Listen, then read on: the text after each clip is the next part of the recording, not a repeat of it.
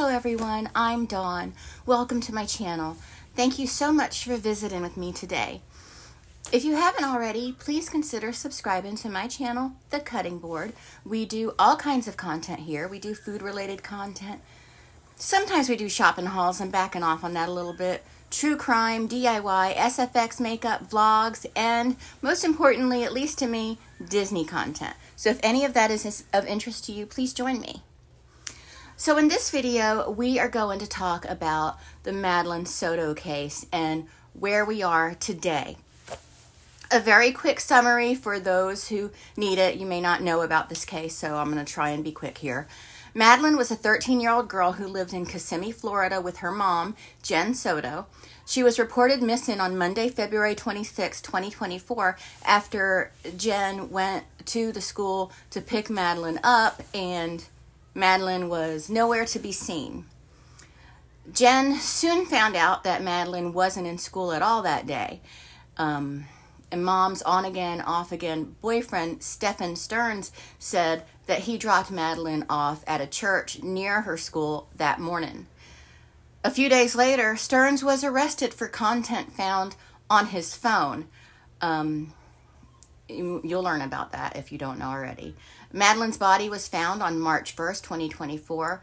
Stearns was charged with Madeline's murder on April 24th, 2024, but shortly before that, on March 12th, he was charged with 60 counts of sexual-related crimes against Madeline, based on what they found on his phone.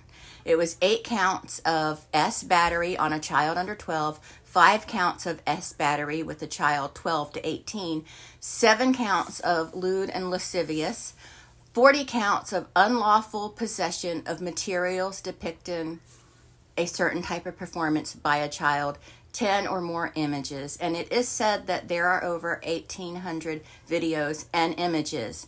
And a representative from the state attorney's office said that every image and video is of Madeline. Stearns essayed Madeline for a minimum of 5 years. His trial was scheduled to start on July 15th, but both sides requested a delay due to unresolved issues.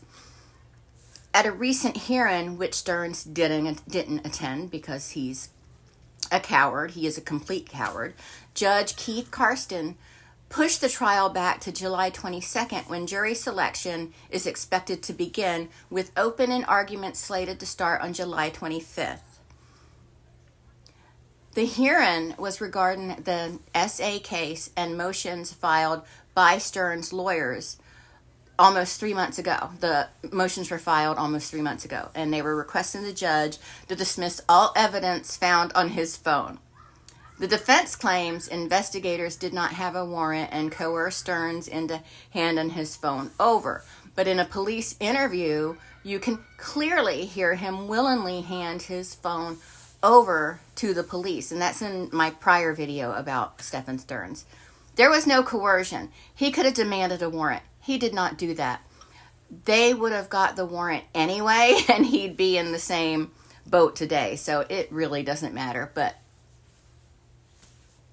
Judge Karsten denied that request, meaning all images and videos found on Stearns' phone will be allowed as evidence during the trial.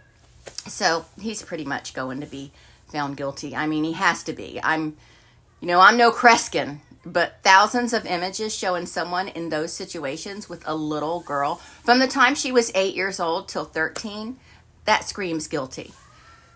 Prosecutors said they have about 24 witnesses who can testify during the trial and expect the trial to last about 4 days. I don't think they need one witness, but, they want to be thorough. And what about Jenn Soto? What about her? We really need to talk about her. Most people who have been paying attention to this case, they want to see her charged with something. I do too. And I don't usually like to hop on the bandwagon of accusing moms of misdeeds, but this woman actively let this happen to her child for a minimum of 5 years. I just can't imagine her not knowing, or at least not suspecting something, not having some inclination that something fishy was going on, because he did it under her roof. And she gave Stephen Stearns permission to do the things he did to Madeline, because in his sick mind, when she allowed that little girl to sleep in a bed alone with him, she gave him permission to do those things. And who knows? She could have outwardly, obviously, given him permission for that. She could have said, sure, go ahead. In a prior interview, she had expressed a disinterest in sex. So I guess her daughter is the next best thing in her mind. Maybe.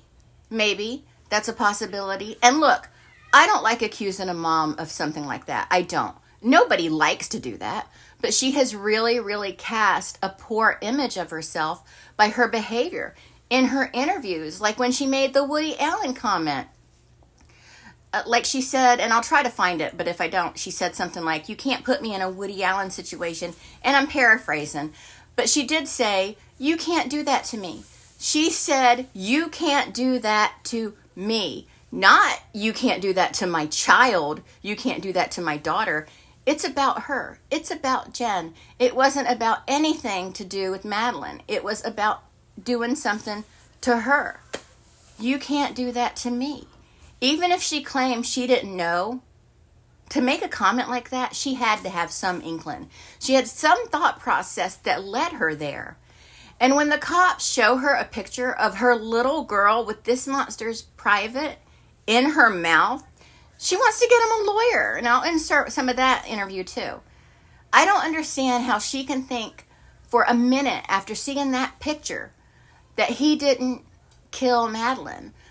The only other possibility is Jenn herself. But why hasn't she been charged with a crime? Why? At the very least, child neglect. It's disturbing to me, and hopefully somewhere down the road, they will find something to charge her with. We need to start sending a message to moms who go and let their boyfriends into their children's lives. You know, that if your boyfriend does something to your kids, you as the mother are responsible because you allowed the connection. Maybe that's harsh. Maybe I'm being a little rough on single moms. I'm not trying to be. I don't have a problem with single moms. I just think they need to be more careful and more conscientious about who they let in their children's lives. We have seen time and time again, if you're anybody that follows true crime on YouTube at all, boyfriends, not all of them, there are some great men out there, but a lot of boyfriends like to hurt their girlfriends' children. We've seen it time and time again. And sometimes the girlfriends are held responsible too, but not often enough. And that's just my opinion. That message needs to be sent. They need to make an example of Jenn Soto. That's just my opinion. And they need to charge her with something because she is guilty of something. It was her responsibility to protect her child, and she failed to do that. And now little Madeline is dead after years of being SA'd. But anyway, I'm going off on a tangent now. That's it for this video. I'm going to go, and I will keep y'all as updated as possible. I am tentatively planning on going to that trial later this month, but I'm not completely sure if I'm going to be able to pull it off. I don't know if I'll be able to stay there for the whole duration of the trial. It's said to maybe last 4 days. And they may not let a lot of people into the courtroom. There's going to be a lot of press there and, a lot of people that want to get in there. But we'll see. We'll see what happens. It's not that bad of a drive for me, and, if I can't get in the courtroom, hell, I'll go to Disney World. No big whoop. So I'm going to insert some interview clips for Jenn Soto, and I'll talk to everyone later, but after the video clips, the video will end, so I'll say goodbye now. Bye! If anything, I've always told him that my biggest fear is that this would turn into a Woody Allen situation where the stepdaughter or the dad grooms the child and the child turns 18 and ends up running away with him. I told him that was my biggest fear, and I don't ever want that happening. You can't do that to me. Why would you say that to him?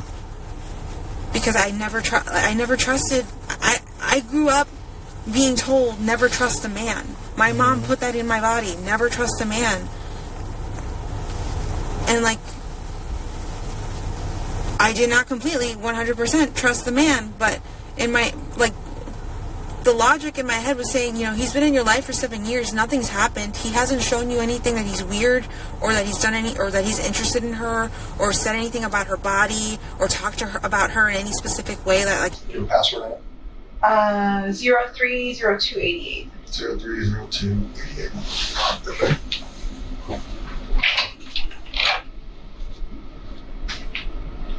Is that a birthday? My birthday. It's your birthday? Yeah. Your birthday's tomorrow. Right? Today's the 1st.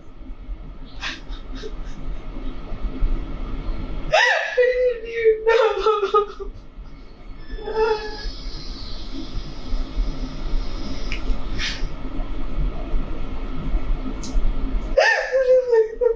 This is the worst birthday ever.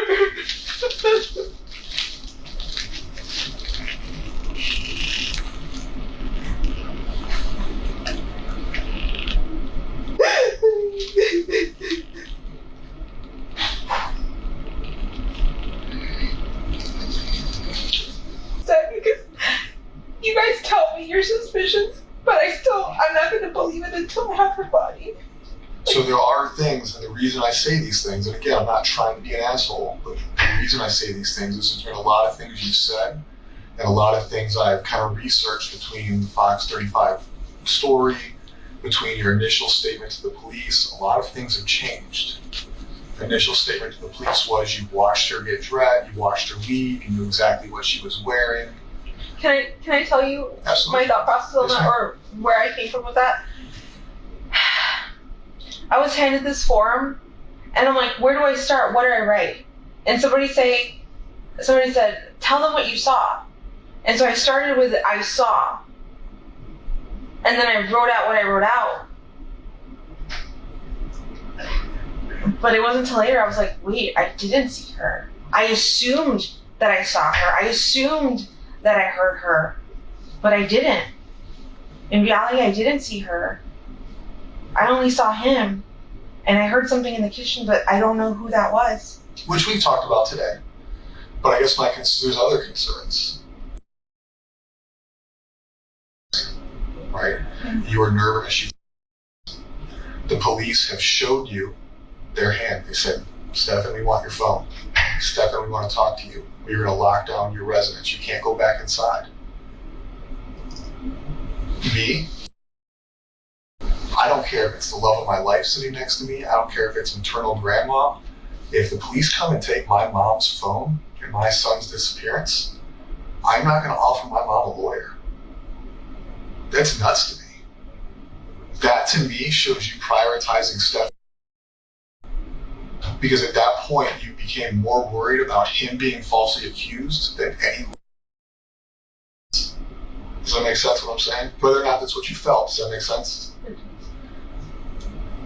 People having lawyers is their constitutional right. That is a thing that everybody is afforded.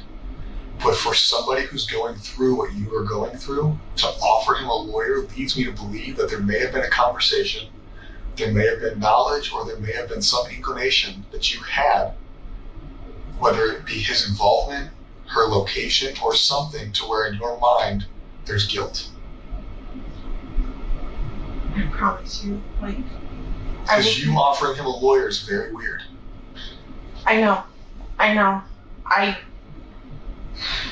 That was still me under the assumption that I think at one point you guys interviewed me, and when you guys showed me the picture of her, I believed the sexual stuff, but I didn't want to believe that he had done anything evil to her. I'm like, no, what if he did this stuff fine, but what if she's still missing out there? What if somebody took her? I still wanted to believe I believed him. I believed his whole story. So I was just like, I kept repeating that part. I'm just like, what if she did get dropped off? What if she got abducted? What if she's missing? But that was me assuming that you guys had the wrong guy. I wanted to think he was a good guy still, but clearly he's not. After everything you guys have told me and have shown me, I know he's the worst person on this face of the You earth know right that now. We know he's a piece of shit now. No, But you didn't know that then. I didn't. Then you offered a guy who the police suspected of kidnapping, abducting, assisting the disappearance, offering him a lawyer. And then we don't have to roundtable that. You went back to what you just said is the sex stuff is fine. It's not fine. Hold on. I know every relationship is different, and I know everybody's family is different. I won't ask, but going back on, has he expressed interest in, I would use the word weird, I'm not going to shame anybody for what they like, different sexual pleasures, different sexual